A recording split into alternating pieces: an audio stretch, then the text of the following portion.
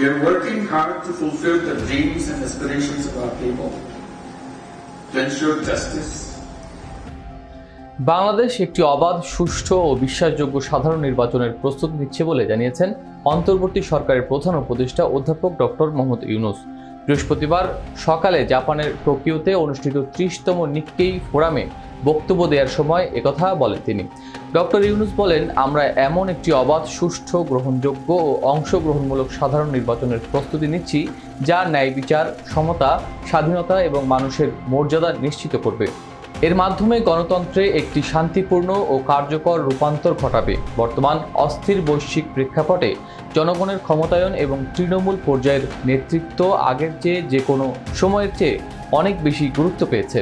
তিনি বলেন, অনেক চড়াই উৎরাইয়ের মধ্য দিয়ে ক্ষমতায় আসা এই সরকারের মূল লক্ষ্য দেশের মানুষের আকাঙ্ক্ষা পূরণ করা।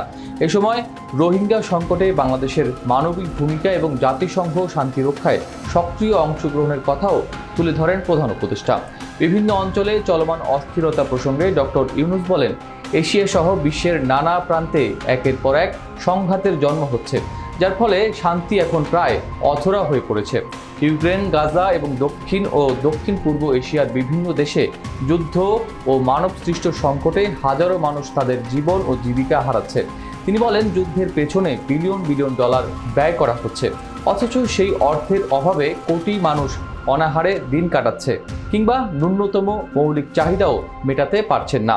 মিয়ানমারে চলমান গৃহযুদ্ধ ইতিমধ্যেই এক ভয়াবহ রূপ ধারণ করেছে, আর সাম্প্রতিক ভূমিকম্প সেই সংকটকে আরও গভীর মানবিক বিপর্যয়ে পরিণত করেছে।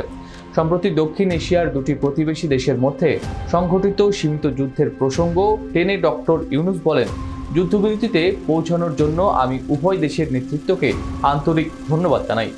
আমরা দক্ষিণ এশিয়ায় স্থায়ী শান্তি, স্থিতিশীলতা এবং শান্তিপূর্ণ সহাবস্থানের প্রত্যাশা করি। এই অঞ্চলে আন্তঃনির্ভরশীলতাকে দ্বন্দ্বের উৎস নয়, বরং সহযোগিতার ভিত্তি হিসেবে গড়ে তুলতে হবে। এশিয়ার দেশগুলোকে শূন্য সমষ্টিক প্রতিযোগিতার পথ পরিহার করে পারস্পরিক কল্যাণ ও ভাগাভাগি করা সমৃদ্ধির দিকেই অগ্রসর হতে হবে।